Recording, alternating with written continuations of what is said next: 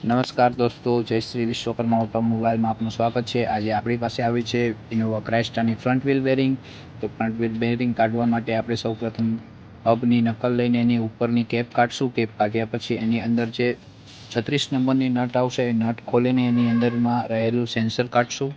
પછી કંપની દ્વારા આપવામાં આવેલું ઓઇલ સીલ અને જે નવી બેરિંગ નાખવામાં આવી છે બંનેને ચેક કરશું કે બરાબર છે કે કેમ। ચેક કર્યા પછી આપણે વચ્ચેનો હબ છોડાવવા માટે પ્રેસ ઉપર લઈને એને લાગ મૂકીને વચ્ચેનો હબ કાઢવા માટે ઉપર પ્રેસથી ફટકો આપશું।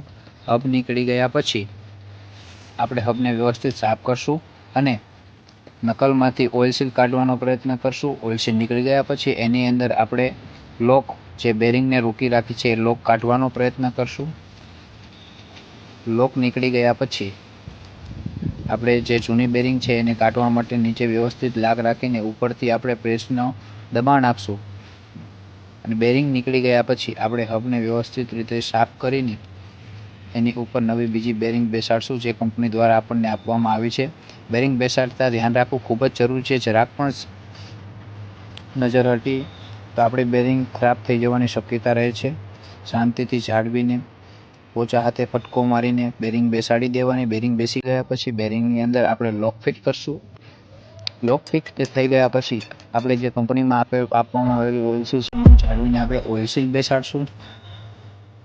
ઓઇલ સીલ બેસાડ્યા પછી આપણે હબને વચ્ચે એક એવો ડિસ્ટન્સ રાખીને કે ઉપરના આટા ખરાબ ના થાય એવી રીતે આપણે હબને સેટ કરશું। સેટ કર્યા પછી પ્રેસની અંદર આપણે ફટકો મારશું જાળવીને। હબ અને નકલ બંને વ્યવસ્થિત રીતે ફિટ થઈ ગયા પછી ઉપર આપણે સેન્સર મૂકશું। સેન્સર મૂક્યા પછી આપણે ઉપરની નટ ફિટ કરશું। નટ ફિટ કર્યા વ્યવસ્થિત રીતે ટાઈટ કર્યા પછી ઉપરની આપણે કેપ ફિટ કરશું।